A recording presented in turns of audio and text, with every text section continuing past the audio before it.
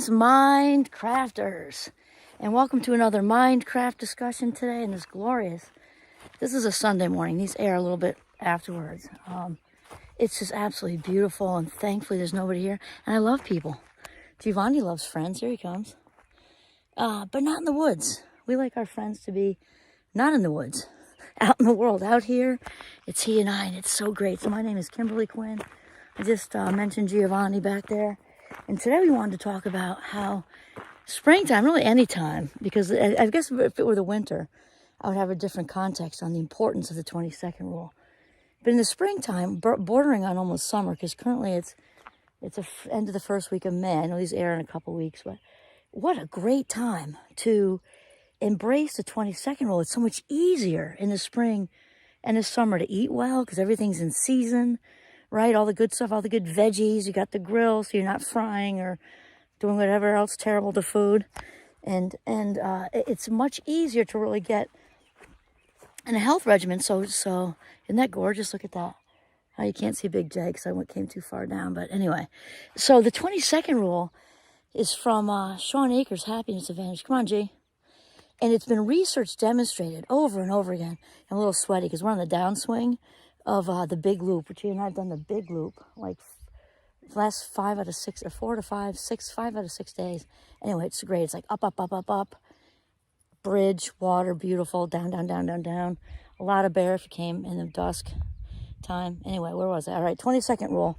And so it's been research demonstrated there's a window of about 20 seconds where we are more apt to do something or less apt to do something. And so right now I'm thinking of hiking boots. Okay, right there. And if it's right now you're still in slug mode from the winter, and you're trying to start running, start walking, start hiking, start whatevering, right? The 20-second rule is about putting the hiking boots like right next to your bed or right by the door. And if you've got, hiking pants or if it's running and you got the tights or the shorts or whatever, nice clean pair of socks, put boots or sneakers or whatever, socks, shorts or tights or jeans or whatever, and shirt and whatever you need to do it. Because it's about that immediate, it's got to be right there, especially if we're in slug mode after the winter. Because what happens is, if we don't have everything readily available, I'm talking about when we're coming from couch potato mode, is you're already in a regimen, you might have a little more patience for it. But this has been research demonstrated over and over again. So if it's within the 20 seconds, that means we wake up, get out of bed, you might still have bed hair, it's early right now, and you get right out the door with your golden retriever and go for a hike, or whether it's a run or whatever it is. Much more apt to do it. Also, it's the gym. Just have everything in your duffel bag by the door, ready to go. Keys and little thing by the door, hanging up. Boom, go. We also know, because after 20 seconds, let's say you didn't do it, right? And you're like, oh, I really want to go for a hike today. It's early. We'll beat the people, so we're not up there with people and, stuff. And we want to have the woods to ourselves. But then you can't find one hiking boot, or you can't find, whatever, the right shorts you want to wear. Then you're like, mañana, I'll go later. And that turns into tomorrow. And that's just how it works. And so the other way, too, is let's say, well, to my students, I often use a video gaming example. But let's say if you're, not that seasoned grown-ups don't play video games, because they do. And let's say it's watching less TV. Maybe one Netflix instead of binge. Not judging, using it as an example. And it works the other way too. So the 20-second rule helps us to do things more easily and consistently, and therefore shifting and leaning into a really good habit. You're setting yourself up to succeed with the 20-second rule just by making it easier. Again, research demonstrated. I have such a pet peeve with that. You see influencers, I've talked about this before, like based on neuroscience, based on research. I'm thinking of one in particular. And then you're like, okay, because they hook you with that, like it's going to be real. And then you're waiting, like, where's the research? Where's the real neurological backing? And you can look it up. Shawn Achor, Happiness Advantage, he's done tons of research. So then the other way is if you're trying to not do something, right? So it works with also unhealthy foods.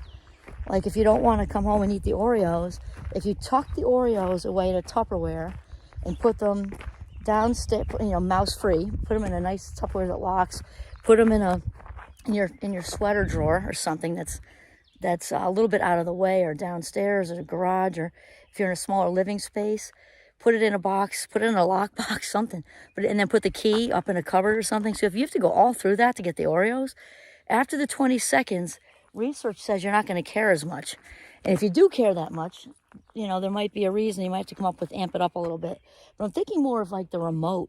If you're trying to not watch Netflix, you're trying to come home because you're tired, you're tired from working or whatever, and it's the easiest thing to do is to grab the remote rather than make a cup of hot tea or pour a glass of wine and just read a book.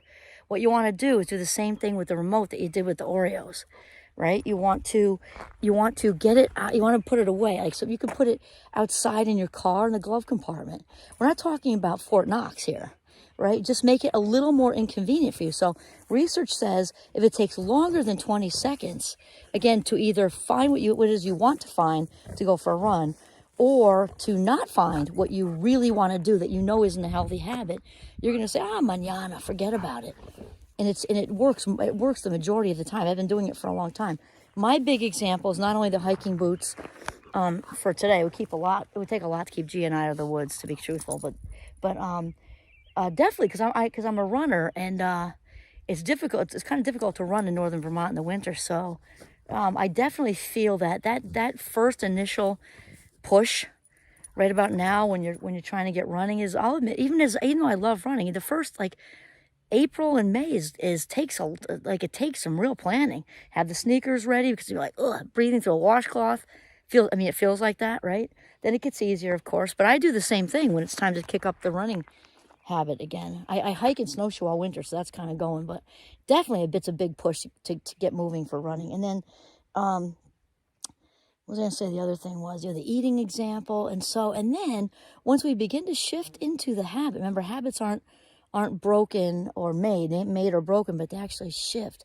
And so this is really what we want to do again, spring and summer is just by far one of the easiest times to do this. Oh, I know. There comes the squirrel. Okay.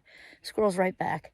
One of the ways this has been enormously successful for me is with my gratitude journal, because I write my gratitude journal every single day. Rarely do I miss one. It's usually if I'm traveling for the weekend, because I don't really like to take it out of the house.